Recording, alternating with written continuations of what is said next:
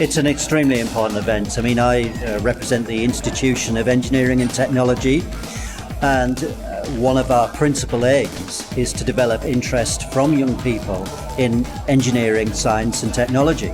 And so events such as this are absolutely marvellous, bringing young people to meet the companies in the local area, to see the engineering for themselves and inspire them.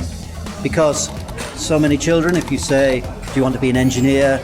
Well, they don't really understand what that really is, but then they understand it's about solving problems and they get interested. And you can see all the children here and young people here interested in the displays, asking lots of questions. You say to them, have you ever thought about being an engineer or a scientist? And they go, well, I hadn't, but now I'm interested. So those are the sort of reactions that we get. And this is why we support events like this through funding and prizes and various other things. It really makes it worthwhile for us as well.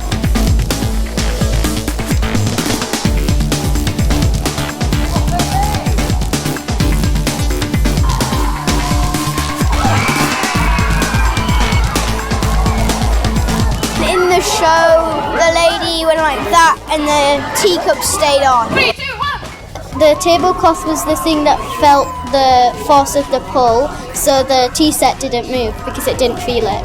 When the girl was hitting the frog with the skateboard / her Ferrari, it was really funny. We've seen how serious they're making underground tunnel and how McCain's is how they make their chips.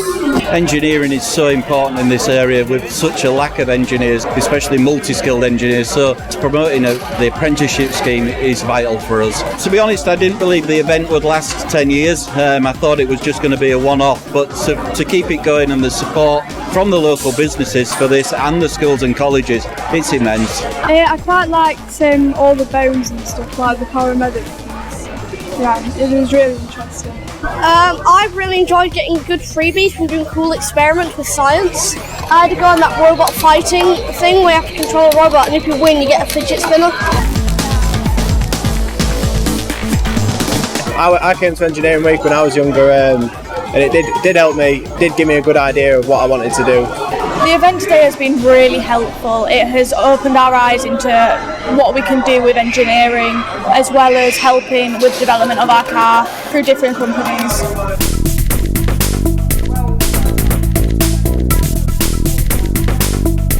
We coordinate the whole of the event really, the schools, the employers that attend, and event manage for the 3 days that we're here at the Scarborough Spa.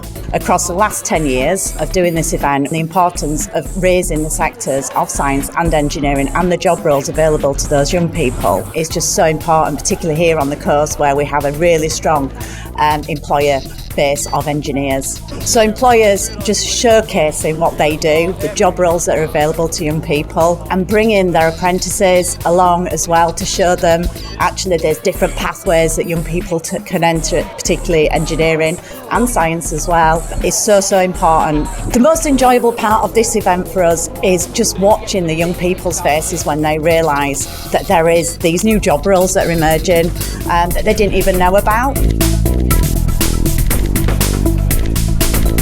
A lot of people think of engineering of oily rags and nuts and bolts.